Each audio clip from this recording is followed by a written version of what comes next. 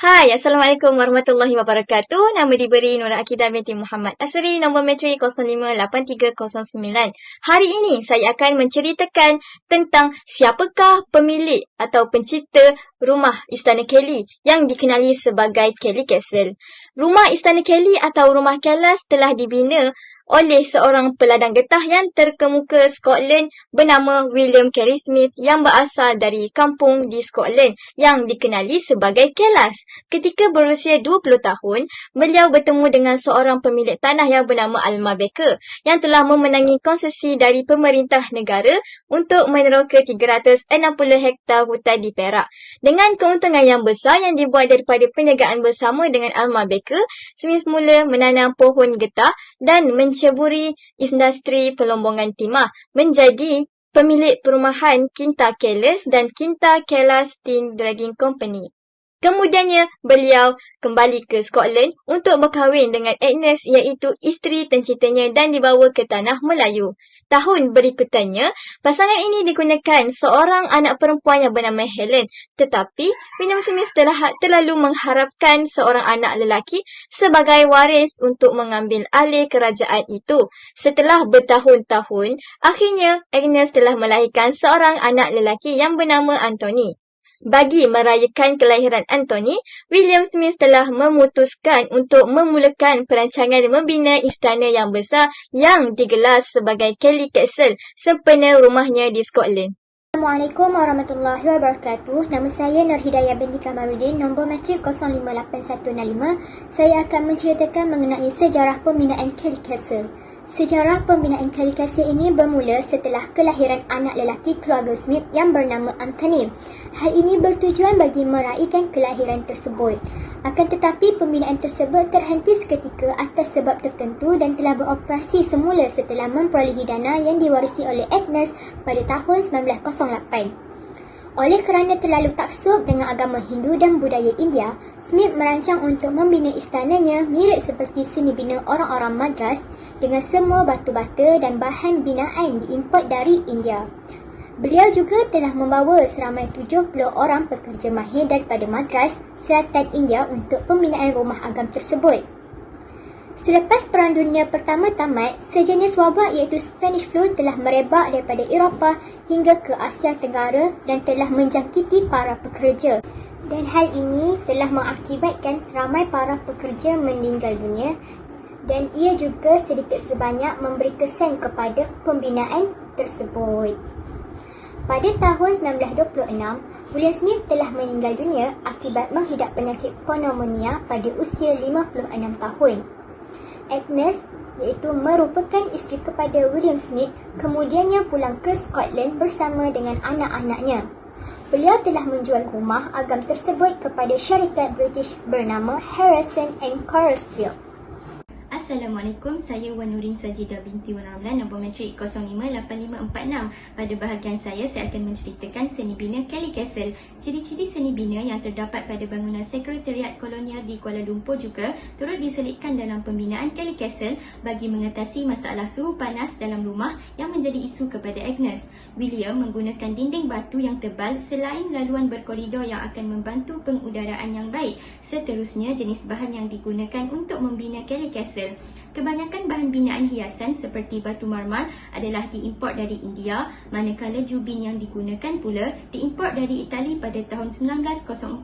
Batu bata jenis apricot yang digunakan pada bahagian halaman rumah dibuat di Malaysia. Begitu juga dengan kayu cengal yang menghiasi jenang pintu dan tingkap istana berkenaan. Kualiti kayu cengal sememangnya diakui serta mampu kekal utuh sehingga 200 tahun lamanya. Oleh kerana pada ketika itu simen tiada di Malaysia, maka dinding istana tersebut dibina dengan kaedah yang sangat unik, iaitu dengan menggunakan campuran putih telur itik, pasir, kapur, gula merah dan madu. Dengan seni binanya yang mempunyai asimilasi konsep Greco-Roman, Moorish dan India, istana ini sememangnya unik. Malah binaan yang seumpamanya tidak dapat dilihat di mana-mana di Malaysia pada ketika itu. Dan bahagian yang paling menarik tentang seni bina Kelly Castle ini ialah menurut Tajuddin Yaakob, iaitu pengurus Istana Kelly, pembinaan istana ini tidak menggunakan sebarang paku, besi atau jentera berat. Di sini terdapat beberapa gambar yang ingin saya kongsikan dengan anda semua. Berikut merupakan pandangan Istana Kelly dari seberang Sungai Kinta. Seni bina Moorish dapat dilihat pada gerbang tingkap ini. Bingkai tingkap ini diperbuat daripada kayu cengal. Kemasan lantai ruang halaman rumah menggunakan batu bata apricot. Pada bahagian tepi dinding setiap penjuru di tingkat atas, anda akan dapat melihat ukiran yang cantik dihasilkan oleh seni tangan dan terdapat ukiran kornis di bahagian atas tiang. Seterusnya, di bahagian kaki tiang juga mempunyai ukiran seni tangan yang halus dan gambar ini merupakan replika penyokong tiang. Ukiran tangan yang begitu cantik di ruang tamu di tingkat atas. Dan ini pula ukiran kornis yang telah dicat dan ditebuk dan hasilnya menjadikan ukiran itu timbul. Anda akan dapat melihat ukiran ini di tingkat atas bersebelahan dengan ruang tamu. Sekian sahaja pembentangan saya dan saya akan serahkan pembentangan kepada rakan sekumpulan seterusnya. Nama saya Siti Aisyah binti Lukman, nombor matrik 058355. Antara keunikan atau hal luar biasa yang terdapat di Istana Kelly Castle ialah lift yang pertama di Malaya yang menghubungkan sayap kanan sampai ke lantai atas dan adanya 2 terowong yang menganjur ke bawah sungai berdekatannya. Salah satu terowong menghubungkan beberapa candi Hindu tak jauh daripada rumah utama. Di tingkat 2, Smith merancang untuk membina lapangan tenis dalaman. Projek ni agak bercita-cita tinggi jika dibandingkan dengan piawaian hari ini. Lepas tu dekat tingkat tertinggi ada halaman bersantai. Puri ini adalah untuk menjadi pusat berhibur bagi pemilik ladang koloni kaya yang menetap di Malaya. Dan nak dikatakan betapa uniknya Istana Kelly Castle ni sampai turut dilaporkan dalam akhbar London pada 15 September 1911. Nama saya Nur Ain Zulaika binti Muhammad Rasidi, nombor matriks 058250. Saya akan menceritakan sedikit sebanyak kejadian seram yang pernah berlaku di Kelly Castle.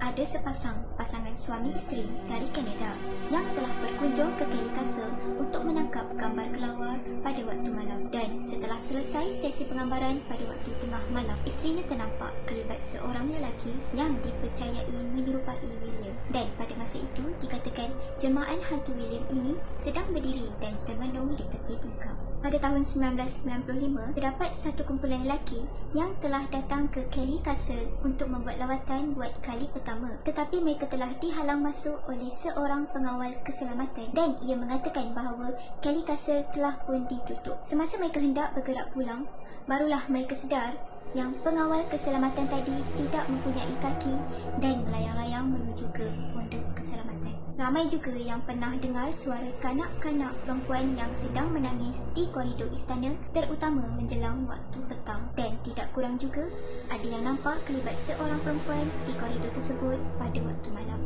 Ada juga yang mengatakan pada pukul 5.30 petang hingga 7.30 malam dan pada pukul 2 hingga 3 pagi adalah waktu kemuncak hantu-hantu Kelly Castle berkeliaran untuk mencari mangsa. Sama ada benar atau tidak fakta berkenaan tidak dapat dipastikan kesahihannya kerana belum ada yang cuba untuk berani masuk ke Kelly Castle pada waktu berkenaan. Sekian, itu sahaja daripada saya. Terima kasih.